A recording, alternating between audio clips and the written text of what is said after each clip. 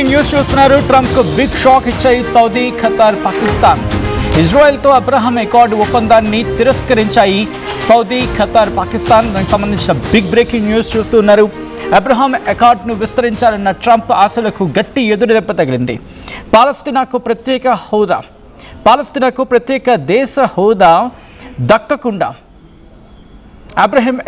Abraham అకార్డులో చేరే ప్రసక్తే లేదు అంటోంది సౌదీ. Interesting development. ఏమంటోంది? పాలస్తీనాకు ప్రత్యేక దేశ హోదా దక్కకుండా అబ్రహాం అకార్డులో చేరే ప్రసక్తి లేదంటూ సౌదీ అరేబియా తేల్చి చెప్పిందంటే అర్థం చేసుకోవచ్చు. అక్కడ ఎటువంటి స్ట్రాంగెస్ట్ లైన్స్, ఎటువంటి తీవ్ర వ్యతిరేకత వ్యక్తమైందనేది. ఎందుకంటే అది మామూలు విషయం కాదు అబ్రహాం అకార్డులో చేరడం అనే అంశానికి సంబంధించి. దీని మీద ఆర్టీఓ ఒక ప్రత్యేకమైన వీడియో కూడా చేసింది. వీడియో సెక్షన్లోకి వెళ్తే కనుక మీకు ఆ వీడియో క్లియర్గా కనిపిస్తుంది. ఎందుకంటే పూర్తి స్థాయిలో ఈ అంశానికి సంబంధించి మాట్లాడుకున్న సందర్భం కూడా అక్కడ ఉంది.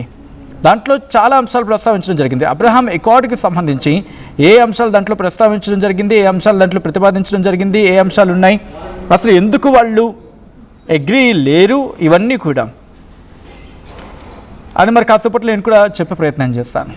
అయితే అబ్రహాం అకార్డు ప్రతిపాదనను అంగీకరించము అంటూ కూడా ఖతార్ చెప్పుకొచ్చింది. అమెరికా తెచ్చిన ఒత్తిడికి లొంగకుండా అబ్రహాం అకార్డు కూటమికి దూరంగా ఉంటామంటూ పాకిస్తాన్ చెప్పింది. పాలస్తీనా కోసం అమెరికాను ఎదిరించింది అరబ్ అలాగే ఇస్లామిక్ దేశాలు.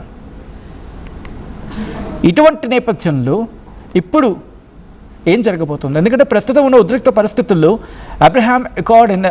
అబ్రహాం అకార్డుపై సంతకాలు చేసే ప్రసక్తే లేదు అంటూ కూడా గల్ఫ్ దేశాలు చెప్పుకొచ్చాయి. ఎందుకంటే దశాబ్దాలుగా ఒకరినొకరు శత్రువులో చూసుకున్న దేశాలు, యుద్ధాలు, బాంబులు, అక్కడ మత విద్వేషాలు, చమురు రాజకీయాలు. ఒకప్పుడు ఇజ్రాయెల్ పేరు వినడానికి చిరాకెత్తిపోతూ ఉంటాయి అరబ్ దేశాలకి. ఇప్పుడు అదే దేశంతో బిజినెస్ చేస్తూ ఉన్నాయి, కలిసి టెక్నాలజీ షేర్ చేసుకుంటున్నాయి, డైరెక్ట్ ఫ్లైట్స్ నడుపుతూ ఉన్నాయి. అసలు మిడిల్ ఈస్ట్లో ఒక్కసారిగా ఏమైందనే క్వశ్చన్ రైజ్ అయింది. ఎందుకు శత్రువులు స్నేహితులు అయ్యారు? అసలు ఈ అబ్రహాం డీల్స్ వెనుకున్న అమెరికా ప్లాన్ ఏంటి? ఎందుకు ఇంతలో టెన్షన్ పడుతోంది? అంటే పాకిస్తాన్ ఎందుకు ఒప్పందాలకు నో వే చెబుతూ ఉంది? ఇది కేవలం పీస్ డీలా కాదు, మిడిల్ ఈస్ట్కి సంబంధించి. మిడిల్ ఈస్ట్లో పవర్ బ్యాలెన్స్ను మార్చే జియో పొలిటికల్ గేమ్ ఇది. అసలు ఈ డీల్స్ బ్యాక్ స్టోరీ ఏంటి అనేది ఆల్రెడీ ఒక డీటెయిల్ స్టోరీ ఆర్టీవీ పెట్టింది, వీడియో సెక్షన్లో ఉంది. You can go through with that. అయితే నేను ఒకసారి మళ్ళీ చెప్పే ప్రయత్నం చేస్తున్నాను. వీటి గురించి పూర్తిగా తెలియాలంటే కనుక మనం కనీసం ఒక 70 ఏళ్ల వెనకాల, ఇంకా కుదిరితే ఒక 80 ఏళ్ళ వెనక్కి వెళ్ళాలి. ఇజ్రాయెల్ అలాగే అరబ్ కంట్రీస్ మధ్య శత్రుత్వం ఎలా మొదలైంది, ఈ శత్రుత్వం ఎలా స్టార్ట్ అయ్యింది తెలుసుకోవాలి.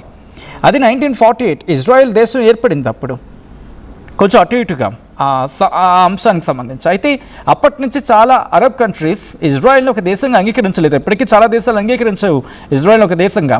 ఎందుకంటే అక్కడ పాలస్తీనా అంటే గాజా, పాలస్తీనా భూములను ఆక్రమించి ఇజ్రాయెల్ ఏర్పడిందని చెప్పి అరబ్ ప్రపంచం నమ్మింది. 1948 అరబ్ ఇజ్రాయెల్ యుద్ధం, దాంతోపాటు 1967 6 డే వార్, 1973 యోమ్ కిపూర్ వార్, ఇలా వరుసగా యుద్ధాలు జరిగాయి అక్కడ. ఇక అరబ్ దేశాలకు ఇజ్రాయెల్ అంటే అస్సలు పడదు. ఇజ్రాయెల్కు చుట్టూ ఉన్న దేశాలన్నీ ప్రమాదమే. ఇఫ్ పాసిబుల్ ఒక్కసారి ఇజ్రాయెల్ మ్యాప్ని చూపించే ప్రయత్నం చేద్దాం. ఇజ్రాయెల్ చుట్టూతో ఉన్న మ్యాప్ మనం చూసే ప్రయత్నం చేస్తే అర్థమవుతుంది ఎందుకనేది. ఎందుకంటే మీకు గుర్తుంటే అమెరికాకు అవసరం ఇజ్రాయెల్. అక్కడ తను ఏమంటారు, అమెరికాకు వాళ్ళ అస్తిత్వం, ఎగ్జాక్ట్గా ఇజ్రాయెల్ అస్తిత్వం అమెరికాకు ముఖ్యం. ఒకవేళ ఇజ్రాయెల్ అనేది అక్కడ లేకపోతే కనుక ఇటు అరబ్ దేశాల మీద పట్టుపోతుంది. ఇరాన్ వరకు విస్తరించాలనుకున్న తన పవర్ గేమ్ అనేది డ్యామేజ్ అవుతుంది. ఇక్కడ పాకిస్తాన్ కీలకం. చైనా భారత్కి చెక్ పెట్టాలంటే కనుక అఫ్కోర్స్ అనుకుంటుంది, కానీ ఏం చేయలేదు అది. సో అటువంటి వ్యూహం ఒక్కొక్క చోట ఒక్కొక్కరిని పెట్టుకొని పబ్బం గడుపుకునే ప్రయత్నం అమెరికాది. బ్యాక్ టు ద సబ్జెక్ట్, హెరిట్ అగైన్. అరబ్ దేశాలకు ఇజ్రాయెల్ అంటే అసలు పడదు. ఇజ్రాయెల్ చుట్టూ ఉన్న దేశాలను కూడా ప్రమాదకరంగా ఉంటాయి. అది ఇజ్రాయెల్కి సంబంధించి మాట్లాడుకున్న కాంటెక్స్లో. కానీ ఇది కేవలం భూ వివాదం కాదు, మతపరమైన భావోద్వేగం కూడా. ఎందుకంటే జెరూసలేం యూదులు, ముస్లింలు, క్రైస్తవులకు కూడా ఇది పవిత్ర స్థలం. అందుకే ఈ గొడవ మరింత కాంప్లికేట్ అయింది. సో దీనికి సంబంధించి మాట్లాడుకోవాలంటే బ్యాక్ ఇన్ 2020 ఆ టైంలో మాట్లాడుకుంటే కనుక ఒకసారిగా ప్రపంచాన్ని షాక్ గురి చేసిన సంఘటన జరిగింది. ఏంటది? ఇజ్రాయెల్తో UAE యునైటెడ్ అరబ్ ఎమిరేట్స్ చేతులు కలిపింది. అదేంటి సచిన్, ఎంతవరకు పడదన్నారు కదా అంటే, ఏమండి జియో పొలిటికల్ అనే మాటలు రాజకీయాల్లో శాశ్వత శత్రువులు ఉండరు, శాశ్వత మిత్రులు ఉండరు. ఒకసారి మీరు చూడొచ్చు, ఈ పాసిబుల్ దానికి కొంచెం గూగుల్ మ్యాప్స్ ద్వారా చూపించే ప్రయత్నం చేద్దాం. ఎందుకంటే మీరు చూస్తే ఈజిప్ట్, జోర్దాన్, సిరియా ఎక్కడా కూడా ఇజ్రాయెల్కి సపోర్ట్గా ఉన్న దేశాలు చుట్టుపక్కల ఎక్కడా ఉండవు. కానీ ఎలా కంటిన్యూ చేస్తుంది? క్లోజ్కి వెళ్ళొద్దు, దానికి కొంచెం ఇంకా దూరమే మనకు కావాలి. అవును, థ్యాంక్ యూ. సో మీరు చూస్తే కనుక సిరియా కావచ్చు, జోర్డాన్ కావచ్చు, ఈజిప్ట్ కావచ్చు, ఇవేవి కూడా దగ్గరగా ఉండే సందర్భాలు ఉండవు వాటికి. అయితే అమెరికా మీడియేషన్తో యూఏఈ ఇజ్రాయెల్తో ఆఫీషియల్ రిలేషన్షిప్ స్టార్ట్ చేస్తుంది. ఈ ఒప్పందాన్ని అబ్రహాం అకార్డ్స్ అంటారు. ఈ అబ్రహాం అకార్డ్స్ అని ఎందుకు అంటారంటే కనుక ముగ్గురికి ఆమోదయోగ్యమైన పేరు అనేది వినిపించమాట. సో ఆ తర్వాత కొద్ది రోజుల్లోనే బహ్రెయిన్ కూడా చేరింది. ఆపై మొరాకో, సూడన్, ఇలా ఒక్కో దేశం ఇజ్రాయెల్తో రిలేషన్స్ని పెంచుకున్నాయి. అప్పటి వరకు ఎనిమీస్గా ఉన్న దేశాలు ఒక్కసారిగా వీఆర్ ఫ్రెండ్స్గా మారిపోయాయి. ఇది ట్విస్ట్ అంటే. అండ్ ఈ డీల్కు అబ్రహాం అనే పేరు పెట్టడంలో కూడా ఒక సింబలిజం ఉంది. ఇదేం నార్మల్ మాట ఏం కాదు. ఇందాక నేను అన్నట్టుగా ముగ్గురికి ఆమోదయోగ్యమైన పేరుగా మాట్లాడుకుంటుంది అమెరికా. ఇన్సైడ్కి వెళ్తే కనుక చాలా డెప్త్ ఉంటుంది స్టోరీలో. ఎందుకు అబ్రహాం అంటే యూదు మతంలో అబ్రహాం, క్రైస్తవ మతంలో అబ్రహాం, ఇస్లాం మతంలో ఇబ్రహీం, 3 మతాల్లోనూ ఆయనను మూల పురుషుడిగా భావిస్తారు. అంటే 3 మతాలకు కామన్ ఫిగర్ అన్నమాట. అందుకే శత్రుత్వం కాదు సహజీవనం అనే మెసేజ్ ఇవ్వడానికి ఇది ఈ పేరు పెట్టారు. అందరం కలిసి బ్రతుకుదాం. సహజీవనం అంటే కనుక ఆ సబ్జెక్ట్కి సంబంధించి అలా కన్ఫైన్ అయితే అందరం కలిసి బ్రతకడం అని అర్థం. ఇది కేవలం పొలిటికల్ డీల్ మాత్రమే కాదు, ఎందుకంటే మతాల మధ్య శాంతికి కూడా ప్రతీకగా చూపించారు ఇక్కడ. మరి ఇంతకీ ఈ ఒప్పందాలు అసలు ఏముంది? చాలామంది అనుకుంటారు ఏంటంటే ఇది కేవలం శాంతి ఒప్పందం, బట్ నిజం అది కాదు. ఇది బిజినెస్ నుంచి డిఫెన్స్ వరకు వెళ్ళే భారీ డీల్, ఇలా చాలా చర్చ ఉంటుంది. అయితే ఈ ఒప్పందాల వల్ల ఏంటంటే ఇజ్రాయెల్కి అరబ్ కంట్రీస్కి మధ్య అఫీషియల్గా diplomatic relations, embassies, direct flights, tourism, trade, technology sharing, cyber security, దాంతోపాటు agriculture technology, water management, defence cooperation, ఇలా చాలా రంగాల్లో కలిసి పనిచేయడం స్టార్ట్ అయింది. అంటే ఇజ్రాయెల్ ప్రపంచంలోని టాప్ టెక్నాలజీ ఉన్న దేశాల్లో ఒకటి. ఇంకోవైపు యూఏఈ దగ్గర డబ్బు ఉంది, ఇన్వెస్ట్మెంట్ చేయగల సత్తా ఉంది. ఇద్దరూ కలిసి పనిచేస్తే ఇద్దరికి లాభమే. ఇది అసలు పాయింట్ అక్కడ. దీంతో ఏముంది, అమెరికా ఎందుకు ఇంట్రెస్ట్ చూపిస్తోంది అంటే కనుక దీనిపై అమెరికా ఇంట్రెస్ట్ దేనికి అనేది క్వశ్చన్ వస్తుంది కదా. వస్తున్న ఆ పాయింట్కి దానికి కారణం ఇరాన్ ప్రభావాన్ని తగ్గించడం అమెరికా అసలు టార్గెట్ కదా. పాయింట్ అర్థం చేసుకుంటే మనకి క్లియర్గా అసలు పాయింట్ అర్థమైపోతుంది. అంటే జియో పాలిటిక్స్ని రెగ్యులర్గా ఫాలో అయ్యే వాళ్ళకి వెంటనే క్లిక్ అయిపోతుంది. ఫర్ సపోజ్ కొత్తగా ఇప్పుడు కనుక ఎవరైనా చూడంటే నేను చెప్పే ప్రయత్నం చేస్తున్నాను. ఒకసారి గూగుల్ మ్యాప్స్ తీసుకునే ప్రయత్నం చేద్దాం. గూగుల్ మ్యాప్స్ తీసుకుని ఇజ్రాయెల్ని చూపించండి, కాస్త గ్యాప్ తీసుకున్న పర్వాలేదు. సో ఏం జరుగుతుందంటే కనుక మీరు పక్కగా గమనిస్తే ఇజ్రాయెల్ ఏమో మధ్యధరా సముద్రం ఉంటుంది కదా, అక్కడేమో ఇంత ఉంటుంది. ఒక మాటలో చెప్పాలంటే చుట్టూ ఒక భీకర ఆకారం పరిణామాల్లో ఉన్న మనుషులు అనుకుంటే ఇజ్రాయెల్ ఒక లిల్లీ పుట్లా కనిపిస్తుంది అక్కడ. ఐఎమ్ జస్ట్ సెయింగ్ కంపారిజన్గా చెప్పే ప్రయత్నం. కానీ ఆ లిల్లీ పుట్ అక్కడ అస్తిత్వం అనేది వాళ్ళకే కాదు, అమెరికాకి ఇంపార్టెంట్. వరల్డ్ మ్యాప్ని మీరు ఎవరైనా తీసుకొని చూడండి, మీ దగ్గర ఉంటే జస్ట్ టేక్ 2 seconds 3 seconds ఈ కథను చూస్తున్న వాళ్ళు ఎవరైనా కొత్తగా చూడండి. ఎందుకంటే మీరు నేను చెప్తున్నప్పుడు మీ మ్యాప్ చూస్తే మీకు అర్థమైపోతుంది.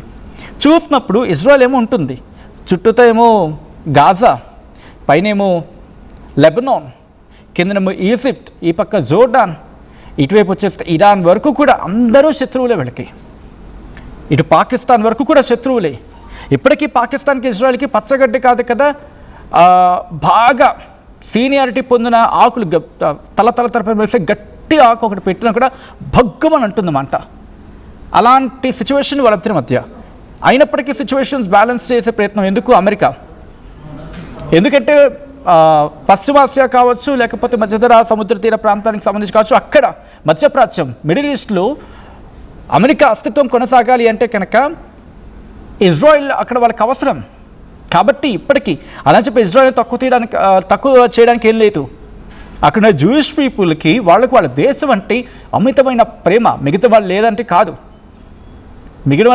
కాదు, అలా కుట్టిపారడం కాదు. కానీ వాళ్లకు మిగిలిన దేశాలతో పోల్చుకున్న సందర్భంలో వాళ్ళకి ఎందుకంటే రెగ్యులర్గా వాళ్ళకి దాడులు, వాళ్ళకి మీరు గమనిస్తే కనుక సైన్యంలో వాళ్ళ భాగస్వామ్యం ఆలోచించండి, స్వతహాగా వెళ్ళిపోయే ప్రయత్నం చేస్తూ ఉంటారు. Thanks team. ఒకసారి మీరు చూడొచ్చు, ఇజ్రాయెల్ మీకు కనిపిస్తుంది కదా, మీకు ఆ బ్లూ కలర్ సిప్రస్ అని కనిపిస్తోంది. అది కొంచెం కిందకు వస్తే వి షేప్లో మీరు చూడండి, అక్కడ ఇజ్రాయెల్ అని ఉంది. జోర్డాన్ కనిపిస్తోంది ఇజ్రాయెల్. అక్కడ సిప్రస్ అవన్నీ వదిలేసేయండి, అవన్నీ తర్వాత చూద్దాం. కానీ చూడండి, ఇరాక్ నుంచి మొదలు పెడితే జోర్డాన్ కావచ్చు, సిరియా కావచ్చు, తర్వాత లెబనాన్ కావచ్చు, ఈజిప్ట్ కావచ్చు, ఇవన్నీ ఎవరైనా వాళ్ళకి సపోర్ట్గా ఉన్నారా? ఒక్కరు సపోర్ట్ వచ్చారా? నో. ఇన్ఫ్యాక్ట్ కిందకు వచ్చేసినప్పుడు యమన్లో ఉన్న హౌతీలు కావచ్చు, సౌదీ అరేబియా, కువైట్, ఖతార్, ఇరాన్కి సంబంధించి ఇరాన్ వరకు కూడా వాళ్ళకి శత్రువులే కదా. అలాంటప్పుడు ఎలా వెళ్ళగలుగుతోంది? అమెరికా వ్యూహం ఏంటి? ఇటు ఇజ్రాయెల్ ఒకటే కాదు, నాకు ఇరాన్ని టార్గెట్ చేయాలంటే ఇప్పుడు ఇవి కూడా నాకు అవసరం. ఆల్రెడీ వీటి మీద చాలా స్టోరీలు చాలా సందర్భాల్లో మనం మాట్లాడుకున్నాం. ఆర్టీవీ ఇదే అంశాన్ని చాలాసార్లు చెప్పింది మీకు. మీరు ఒక్కసారి బ్యాక్ స్టోరీకి వెళ్ళగలిగితే, వీడియో సెక్షన్లో చెక్ చేయగలిగితే ఆ స్టోరీస్ దొరుకుతాయి మీకు. ఇరాన్కి అమెరికాకి ఇరాన్కి ఈ దేశాలకి, ఎందుకంటే ఈ ఖతర్, దుబాయ్ లేకపోతే ఇవన్నీ ఉన్నాయి కదా అరబ్ దేశాలు, ఇవన్నీ కలిసి ఉండేవి, కొంచెం మైత్రి సంబంధం ఉండేవి. కానీ ఎక్కడ విడిపోయింది, ఎప్పుడు విడిపోయింది, వీటి గురించి కూడా మాట్లాడుకున్నాం. ఆ విడిపోవడాన్ని ఎన్కాష్ చేసుకుంది ఇక్కడ అమెరికా, అంతే. ఇంకా అప్పటి నుంచి విడగొట్టిన తర్వాత ఎన్కాష్ చేసుకుంది, ఇప్పుడు విడిచిపెట్టింది. సో అంతవరకు వెళ్ళిపోయింది. ఈ సందర్భంలో ఇక్కడ కీలకమైన అంశం గురించి మాట్లాడుకోవాలి. మళ్ళీ సబ్జెక్ట్లోకి వస్తున్నాను. ఆ మ్యాప్ను అలాగే ఉంచే ప్రయత్నం చేయండి, ఎందుకంటే ఆ మ్యాప్ను చూపించి చెప్పే ప్రయత్నం చేద్దాం. ఇరాన్కు ఇజ్రాయెల్ శత్రువు, గల్ఫ్ దేశాలకు కూడా ఇరాన్ అంటే భయం. అంటే ఇక్కడ మన పాత ఫామ్లానే శత్రువుకి శత్రువు ఫ్రెండ్ కదా, శత్రువుకి శత్రువు ఎప్పుడు మిత్రుడు అన్నట్టుగా ఇజ్రాయెల్కి గల్ఫ్ దేశాలు ప్లస్ అమెరికా, ఇజ్రాయెల్ గల్ఫ్ దేశాలు ప్లస్ అమెరికా ఒకవైపు నిలబడ్డాయి, ఇరాన్ ఏమో ఇంకొక వైపు ఉంది. సో ఫైనల్గా అమెరికా ఏం ప్లాన్ చేస్తుందో, పోనీ అమెరికా వల వేస్తుంది అనుకుందాం, అమెరికా ట్రాప్ చేస్తుంది అనుకుందాం, ఆ ట్రాప్లో పడినట్టే. విడిచిపెడితే ఇరాన్తో ముప్పు, కలిసి ఉంటే ఇరాన్తో ముప్పు, విడిపోతే అమెరికాతో ముప్పు.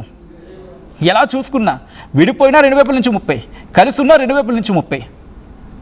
ఇలా కూడా మాట్లాడుకోవచ్చు. కలిసి ఉన్నారనుకోండి, ఇటు ఇరాన్ దాడి చేస్తుంది, ఇజ్రాయెల్తో కుమ్మక్కై ఉండాలి, ఇజ్రాయెల్తో ఎన్ని డిఫరెన్సెస్ ఉన్నా కలిసిమెలిసి వెళ్ళాలి. లేదు విడిపోతే ఇరాన్ ఎక్కడ లాగేసుకుంటుందో భయం ఈ కొన్ని అరబ్ దేశాలకి.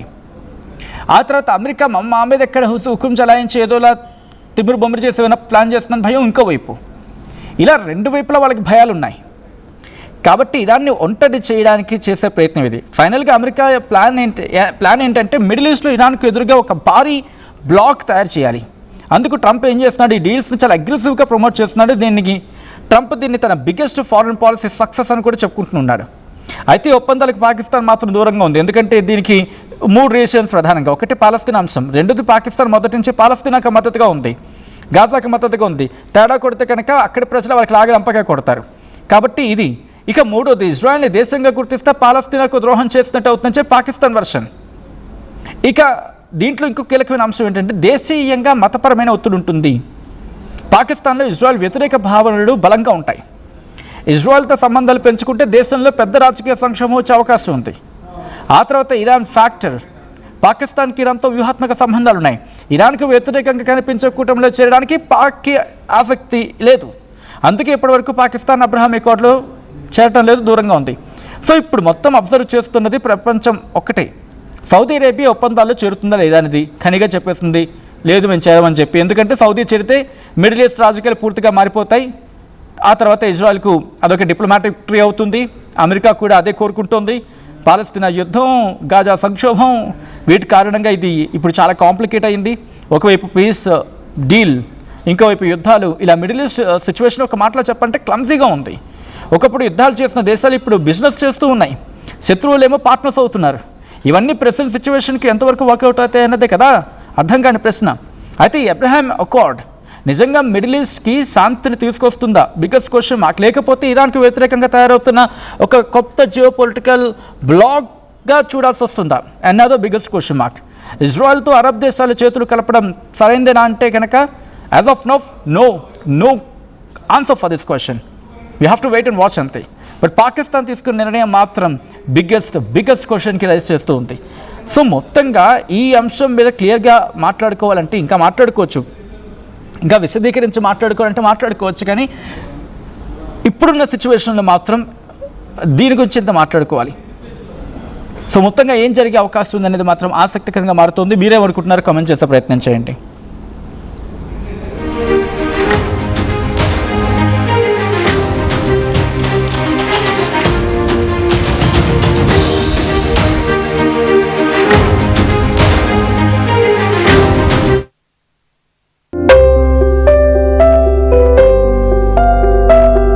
చిన్న చిన్న ఆనందాలు 35 ఏళ్లుగా నా జీవితంలో లేవు. 35 ఏళ్లుగా నేను డైపర్లలో బ్రతికాను. 6 సెంటీమీటర్ల ఫిస్టులా నా మూత్రాశయంలో లీక్ కారణమైంది. ఎవరూ నాకు సహాయం చేయలేకపోయారు. AINUలో వైద్యులను కలిసే వరకు.